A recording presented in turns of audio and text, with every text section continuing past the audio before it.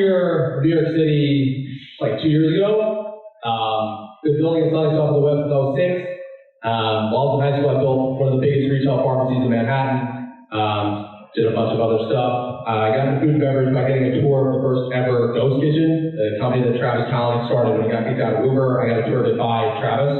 Got really infatuated with his story, and then fast forward about a year and change ago, when I moved here, I had learned that Travis, before he started Uber, started something called Jampad in his apartment in SF, and it was like this couch surfing place where engineers could come, hack, angel investors would write checks to each other, and excluding Uber, I mean, tens of billions of dollars in companies came out of that.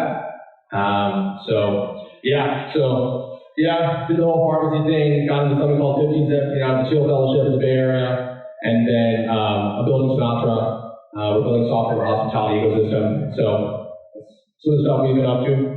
So timeline, I met Travis in the late 2000s, learned about his story, moved here. The reason why I moved here is I wanted to get into a food and beverage hub that was close enough to the Bay, but not in the Bay, and fell in love with Phoenix, and so decided to stay here. Then about a year ago, we needed to start hiring engineers. My network is primarily in SF, and so I got exposed to the tech network globally, and I was kind of disappointed.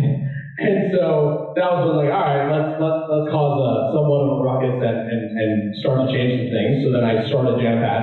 It was originally just like a little hacker house for me to poach engineers and hire engineers from. So we would throw hackathons, and then the winner would get like a $200K job offer to come work at Sinatra. And then a lot of my friends were like, hey man, the ecosystem needs some kind of early stage on-ramp similar to the Fellowship of the Bay. They were like, hey, we should start this. So I was like, okay, let's do it.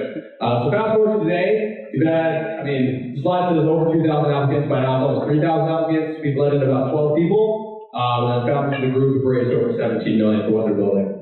So there's this whole concept of in the Bay Area, outsiders and insiders. It's kind of like the lingo that founders use. Outsiders can be quantified as people that don't have access or network, and then insiders ones that do. We'll have to go into the system that we have, but usually breaking in and getting access to those firms in the Bay Area is very, very hard. Especially if, in previous times, pre-COVID, like, you usually had to be in the Bay. As they say, you don't move to the Bay because you want to, you move because you have to. But now that's changed. Post-COVID, all of the nodes that are in San Francisco have become very sparse. They're all over the place. And so now it comes down to just pure access. So we quantify the system to break in, and internally we call this the triangle. And usually the way to break in, what we call it, is you kind of need 3/3 of this triangle activated all simultaneously. Warm nodes, charts, and pattern matching. So we'll go through each one briefly here. So it's very simple. Pattern matching is you look and sound like someone that's returned this VC over $1 billion before. Most investors are just trying to understand the Bay Area. Most of them are like sheep. So they're like cattle. They're just trying to understand, do we know the same people? Are we alike, right? Do we have similar backgrounds, all that kind of stuff, similar stories? 80% of the checks in the Bay Area, tech developer, get moved to really 3 kind of archetypes.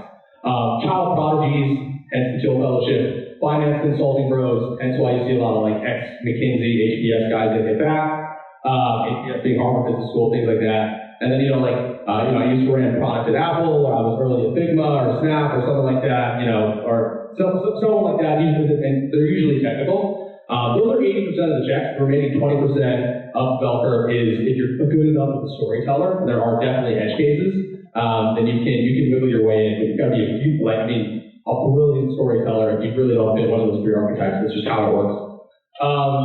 Charts, that's pattern matching. Charts is now just metrics that are subjective to your stage. So, pre-seed, seed, series A, whatever you're raising, consumer and deep tech or B2B SaaS, those are all, their own unique silos. Metrics really do matter, especially nowadays. At least if you're dealing with tier 1. Tier 2 and below investors, not really, but tier 1, like the best firm, like they want to see that. And then warm nodes is, can you get someone that's an insider in the Bay Area to either invest in you or vouch for you, stake their reputation on the line for you in front of their friends, right? Because when you get one of those guys, all you need is one true king in the Bay Area to vouch or back you. Then they can introduce you to another. Now you have 2, soon you can get 5, then you can get 10, and then all of a sudden, pretty quickly, you realize that you have infinite access to wherever you want to get to.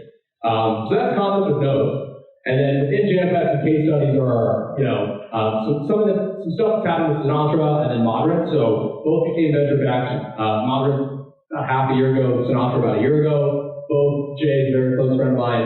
We were both in our teen years.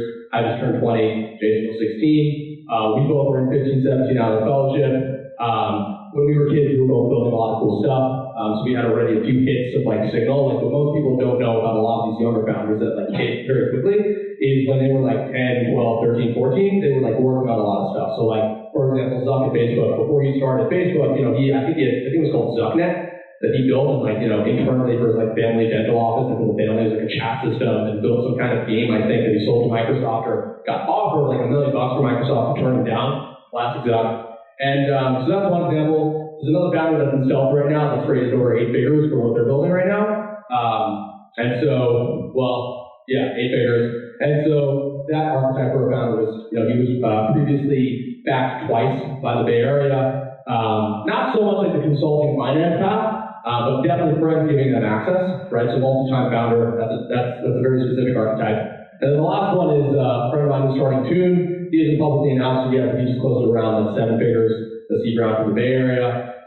He was also in one of these like crazy groups out of the fellowship.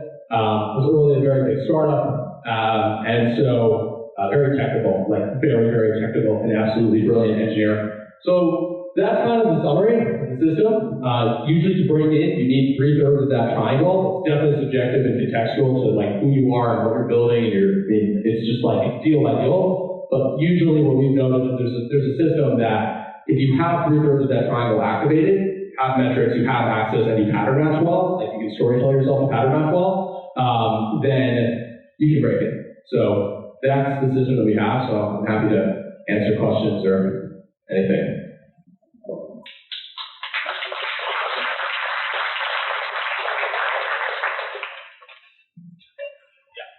Talk a little bit about what metrics targeted. Yeah, so like for example, if you're a pre-seed startup in B2B SaaS or consumer, like, yeah, he was asking, can I elaborate a little bit more on what charts really means? So like, here's a really good example. So when we were raising our pre-seed, we're in B2B SaaS, right? I pattern matched really well, and we had plenty of access, so we didn't even really need to pitch, so we were able to raise. Right? If you're a pure outsider that's never been able to break in before, or you don't pattern match, or you don't have access, the charts are, there's going to be a significant emphasis, right? So maybe, early strong signs of revenue, or maybe like, a quarter and a half, 2 quarters of 30, 40, 50% month-over-month growth, right? Then you jump to seed, like usually you raise a seed in consumer right now in the Bay Area, you need, I think the ratio is like 1 million DAOs, 10 million MAUs, right? So there's all of these kind of somewhat stable set of metrics that, again, are very flexible based on the deal. But that's charts, it's just metrics, revenue, users, things like that. Hi, Anna Fondelin here, founder. Curious if you ever get some very desperate founders that make up numbers for those set charts and pattern matching, and what you do to deal with that case. Or do you exaggerate sometimes in order, like, what do you, sorry, we can't ask that directly, but, it seems like it's something that is heavily promoted, like pitch events and things like that. So just curious. Well, the archetype of founder that's going to be at a pitch event as opposed to one that's like actually trying to accumulate access with tier 1 firms and whatnot are very different archetypes of founders, right? So the one that's at a pitch event that is desperate for access is trying to find ways to break in, right? Hence they're going to pull tactics like that. The ones that are smart enough to figure out how to actually break it by playing the game don't need to do that kind of stuff. So it's kind of like pre-vetted supply of founders that are applying. Ones that are actually like following the signal and back channels, like who we are and all that kind of stuff. Like we actually haven't had a single company like that because people know like if they're going to come to someone in the group or like an event planner or organizer in the group or they come to me. They're going to get back channeled, 24, 36, 48 different ways to like dozens of people instantly. And, people know who's legit and who's not. I mean, it's very easy. So it's a pre-vetted set of supply founders that apply.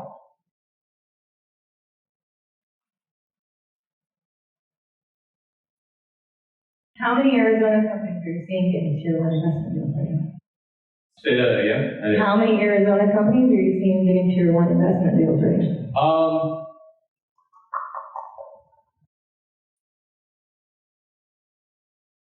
In Jampad, at least half a dozen, so at least 50% of the group already. In terms of the rest, pretty much none. Because most, I mean, it doesn't matter about like if you're in Arizona or any other city. Like I'm from New York, right? So like I saw that scene a lot, even in Bay Area. Like it's hard to get that triangle. Like it's really, really hard, right? Like some of those things are not very controllable. So it doesn't matter where you go. I will say this though, I think that there's a lot of misinformation to founders on a local basis. And they just don't know any better. They haven't seen other, they haven't had access to people that are playing like investing on market terms, for example, right? So I think there's an undersupply of that.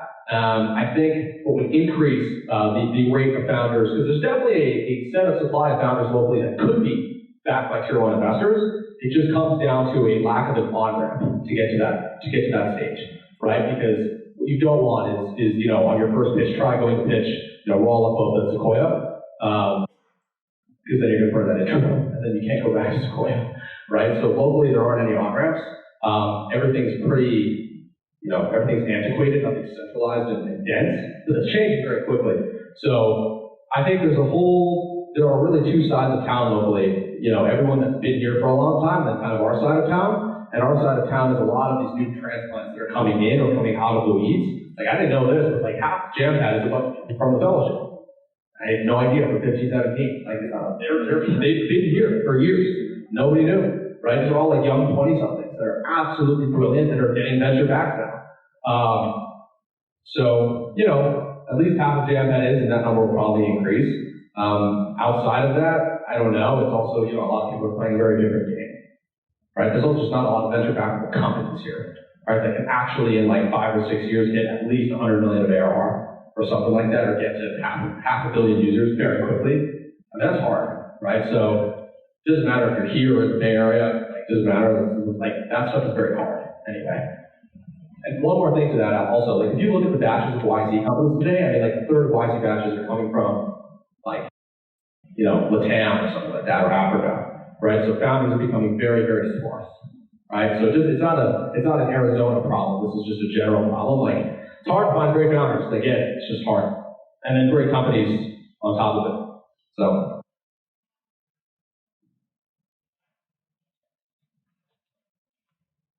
So you talk about the Bay Area a lot, and I kind of couldn't care less about the Bay.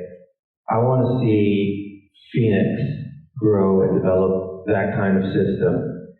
I understand that there's a legacy there, but there's also a lot of really stupid people. And we need to figure out ways to develop the ecosystem here. Now, it's not like we don't have the money, right? If you look around the valley, there's plenty of money. But the problem is that a lot of these people have made their money on real estate and don't understand technology investments or SaaS investments or other vehicles. What do you think that founders can do to help people and help the people who promote us become more aware of how to become investors in startups? So is your question basically how do you convert like all the old money to tech money here? Basically. Okay. Yeah, well, it's already happening. I think the reason why, so to take a step back, the reason why I say that is, so on a local basis, when I first moved here, I got plugged into all of the big hospitality, everything. And so that side of town mixes with all of the old money. And so what's interesting is like if you walk into where those people hang out, every morning they read the Wall Street Journal. The Wall Street Journal is full of tech. And they're like, I have like 8 figures or 9 figures in my bank. I'm like 57 years old and I'm bored out of my mind and I want to start throwing money into tech.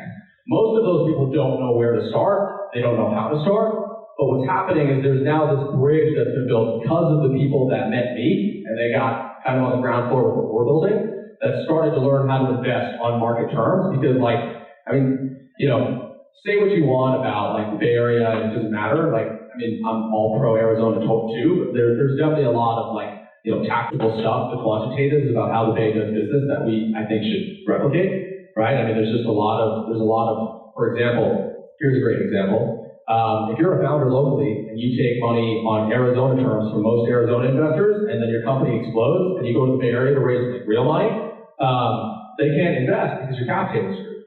So that kind of sucks, right? But it's a very easy fix, just invest on market terms, right? It's just a knowledge gap. So what's happening is the old money here in town, real estate hospitality money, there's now being this bridge that's built from our crowd to them, and it's kind of being done by some specific people that have been successful in raising and or investing, that are kind of showing how to invest on market terms and starting with very small check sizes. Like for example, a lot of the real estate people think you can only get involved by writing like 100, 250K, 500K checks, $1 million checks, right? They don't know the concept of like a syndicate, for example, where you can write a 10 or a 25K check and you get 5 people, and like all of a sudden, you know, a quarter of your pre-seed round is done, right? And then you get a firm to lead. So that's happening in real time.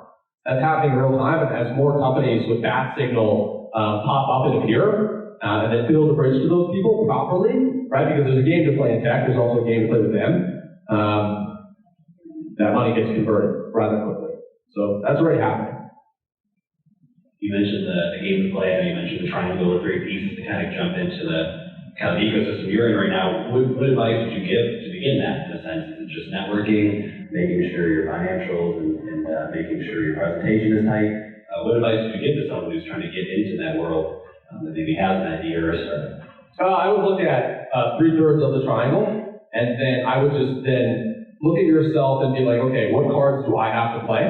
And which one of the what cards do I have that correlates strongest to which third of the triangle? And then how do I play that card the strongest?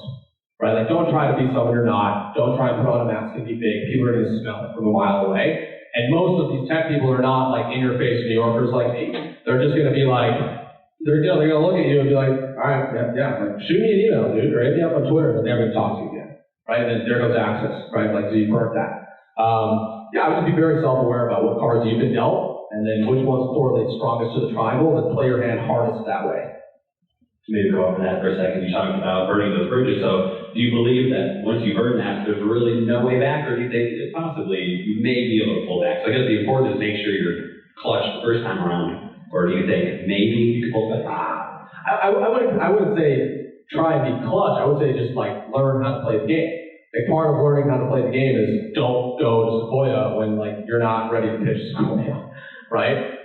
Don't go to Sequoia through a cold introduction, right? Like, you know, again, that's the concept of warm notes. Because again, what does a warm note show? It shows, oh, you're smart enough and you're networked enough to become friends with my friends, and I trust my friends, so okay, I trust you, right? If you come to me through a cold email, it's like, you weren't good enough to make enough noise, right? Like a friend of mine, I don't like to read books, I hate reading, but a friend of mine, there's a title of this book that's called Be So Good They Can't Ignore You, right? And that concept is very, very true. That concept is very true. So be so good they can't ignore you is one of those 3/3 of the triangle, and usually if you can like absolutely dominate one of those thirds, then the other 2/3 become relatively easy to then play your card off of that first third, if that makes sense. So it's not about being clutch, it's just about play the game properly. So I believe my question kind of dovetails into this because I really appreciate how you're diving into a lot of what the game is. But I suspect, much like the local question, and even when I travel internationally, like other people who are trying to understand the fact that there is a game, a lot of the lingo you dropped, a lot of people, maybe even some in this room, might not even know what some of those terms refer to. And there may even be a disconnect between, are you the one who's the connector, or is Jampad your offering the connector? And as you yourself said, there's a bit of an onboarding, a bridging kind of issue going on. So is there some kind of a broader ecosystem that is not only getting these investors ready to invest, but also getting those potential founders? Because if there is a need for founders, and there are people who believe they're founders, what is that potential either training ground for them, introductory ground for them, that can help incubate them?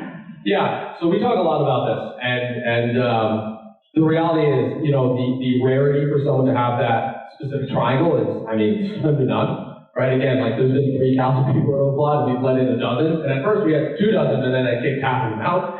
And so the bar is definitely high. I think I would extend this back to be like, Jampad is always going to be this little tiny exclusive ball, but because that's what we do best at. But that definitely there's an yeah. So a good way to think of it, and so tonight we're having this very large after party where we're going to announce something, but we're going to be turning this into something similar to that. But it's still going to be very exclusive, but it still leaves the opportunity for someone to come along and build those training grounds. Because you don't need, to be objectively successful, just in general, tech is an offshoot of just business, right? To be successful in tech, you don't need to build $1 billion company, right? Building a company that prints $25, $30 million in cash a year is very successful. Is that venture backable? Is that interesting to the access you get when you come into Jampad? No, that's fine. That doesn't mean you're a loser or you're a failure, not at all. It's not who we are, it's not the people we know, it's not what we're interested in, right? So, yeah, there's definitely a need for a training ground, right? There's definitely a need for a top of the funnel, that's what I would say, right? There's a need for the top of the funnel. I think whoever builds that top of the funnel for Phoenix, that will be a massive catalyst for the city, right? And what's interesting is there are people in Jampad that are starting to put that together separate as an offshoot. So it's happening. It's all happening. But yeah, we have all of that stuff in mind, for sure. 12 out of 3,000 is a tough ratio. So. You talked a bunch about educating new investors on investing on market terms. Market terms have changed dramatically in the last year and are still changing. So how do you sort of centralize what market terms are in the current moment? If you're, for example, if you're an angel investor and you're a good angel investor, right, you can quantify that by how much good deal flow you have. And so a lot of the great angels in town co-invest with a lot of the big firms, and so they get a lot of temperature checks on what the big firms are doing, right? And so then that's the pulse. Okay, so you're following tier one, yep. And at whatever stage. That's what we consider market, yeah.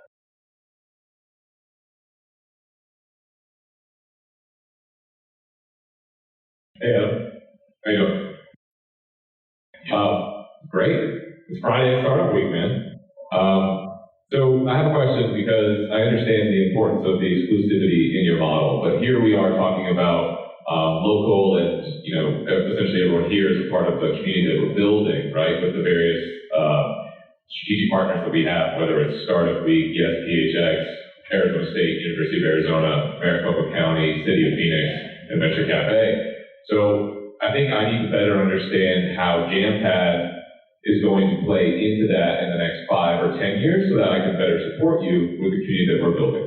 Yeah, so Jampad is going to be the actual true on-ramp to anyone that wants to build a tier 1 venture-backed startup. So basically, that little batch of a dozen or 2 dozen founders every 6 months that pops in, that has the potential to build a venture-backed startup, we are the on-ramp. It's that simple. Capital, access, the triangle, basically, right? That's where we can help. So that's what we're here to do. And just organically, there's people that are spinning out of Jampad to go build all of the more inclusive stuff as more on-ramps for everyone else. But we are the pure tier 1 venture-backed founders place to go from 0 to 1. Kind of like YC Fellowship for Arizona. That's the way it'll be. When you first started to get into tech, like day one, month one, who were some of the founders or investors of content you consumed that helped you inform how the tech world works? Were there blogs that you read, investors that you followed, tweets that you engaged with that kind of informed some of your thinking? Definitely, learning a lot about Travis. That was one. So meeting him sent me on a huge binge of what did he do, right? I think when I moved here, the first true person I met here was Ryan Johnson from Cul-de-Sac. I became really, really close with Ryan. That was great. We do a lot of stuff with Eric Reese, so the guy that runs the Lead Startup personally. I would say those 3 were pretty influential. Then definitely some other people, but I think those 3 took up 80% of the mind share. But frankly, most of the learning happened while executing.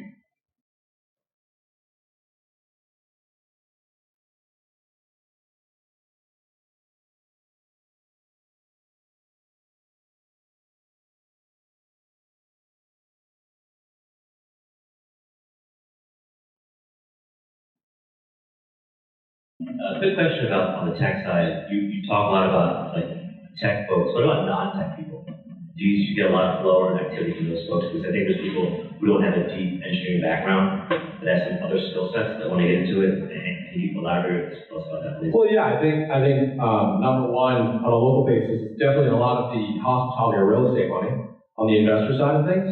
What's very interesting about that is, well, that capital doesn't have signal. That capital has a lot of strategic value because it's distribution to customers. All right, so Arizona's probably going to be a place that's known for companies that are building with atoms, not bits, like physical things like food and real estate and aerospace, hard tech, right? Deep tech, healthcare, hospitality, things like that. Those are the industries that we're best at. And so it's a huge value add from a founder's lens to take those people's money, not because it'll give them a signal, it'll give them distribution, right? And distribution always needs product. That cohort is definitely interested.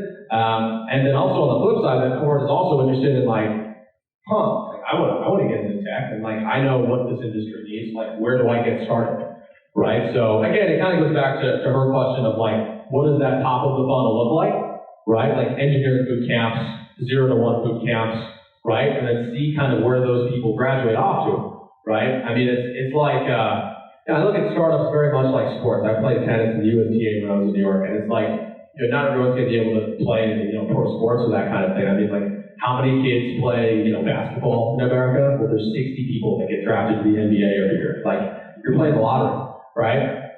Tech is the same way. So the reason why we keep it exclusive is the quality is very, very high. And then the returns that those people can have on the ecosystem are multiple times larger than, someone that's doing $20 or $30 million a year. That's not a bad outcome. It's just the level and sheer size of, like, let's say Arizona gets 3 Ubers and Airbnbs. I mean, that's massive, right? So, I think that side of town is starting to get activated. That's what I've seen on both sides. Thank you so much, Adam. I can't wait to see where you're at in a couple of years.